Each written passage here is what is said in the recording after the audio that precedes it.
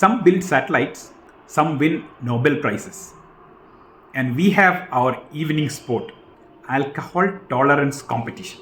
It could be anywhere. It could be a wedding, it could be an office party, it could be a reunion, or it could be an all boys trip. Within minute, someone comes up and announces proudly, "We finished 2 bottles yesterday." The room smiles politely, not because anyone is impressed, but because the basic manners prevent people from asking, and what exactly the humanity gained because of this wonderful achievement. The manhood entrance exam. For some mysterious reason, alcohol has become an entrance to masculinity. Real men drink. He drinks like a lion. Because when people think about strength, they imagine a person swallowing poison and bragging about it. Meanwhile, inside his body, a totally different story is unfolding. Testosterone quietly resigns, blood circulation negotiates for its exit, energy levels take an early retirement, and eventually, the body unlocks the most prestigious award because of this habit: erectile dysfunction. Nothing destroys an alpha image of a man than his body refusing to cooperate in the important moments of his life. Those important moments might become impotent moments. But hero at the party proudly declares, "I finished half a bottle yesterday." Nature must be watching it like a stand-up comedy. Liver's overtime job. Alcohol turns on a simple 3-step program. Step 1, drink poison. Step 2, lose half your memory. Step 3, narrate the damage next day like a heroic adventure or warlike win. Some people proudly says, "We drank up to 4 a.m., which medically translates, "My brain temporarily logged off, but I consider it as a huge success." Meanwhile, the liver is working overtime like an employee in a worst managed company. No holidays, no appreciation, just continuous ethanol processing. One day, liver finally sends an email titled "Resignation due to cirrhosis." The side effects nobody brags about. Strangely, people brag about the number of bottles, but nobody advertises the side effects. Alcohol quietly introduces a package of wonderful surprises: declining testosterone, weaker stamina, increasing belly fat, poor sleep, reduced sperm quality, and slower brain function.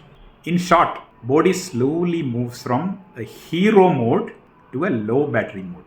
But the story told at the party is still, "Bro, legendary night." The silent audience. Now observe the non-drinkers in the room. They are smiling. But that smile means we are raised to be polite. And this politeness is often mistook for admiration.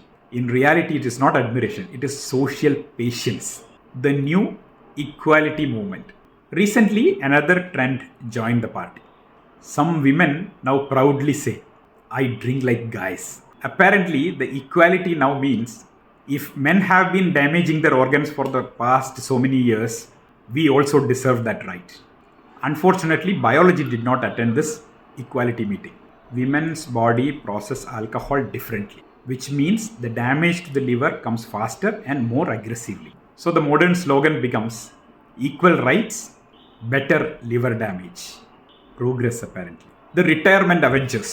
These are the people who avoided alcohol for 30 years. Why?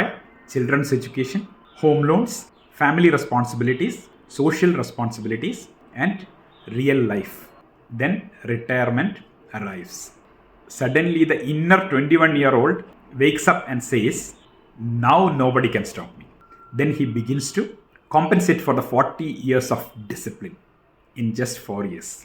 The liver, completely confused, asks, "Sir, I thought we retired from stress." A radical idea. Let us ask a very strange question. If friends meet on a weekend, why the main activity should be organ damage?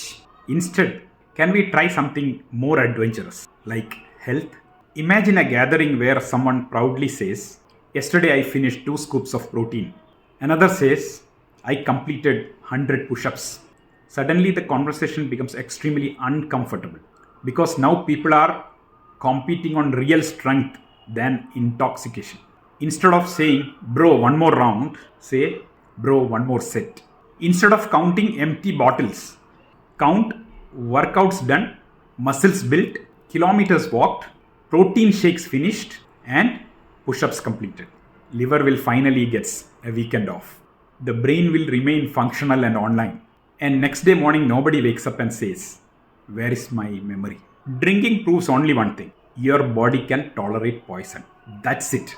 It is not about masculinity. It is not about any achievement. It is just a failure of your response system to reject poison. And this failure is what you are claiming like biggest achievement of life. Pathetic.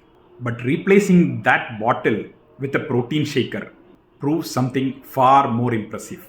Your mind can tolerate discipline. And that ironically is the real test of strength. Eat healthy, stay healthy.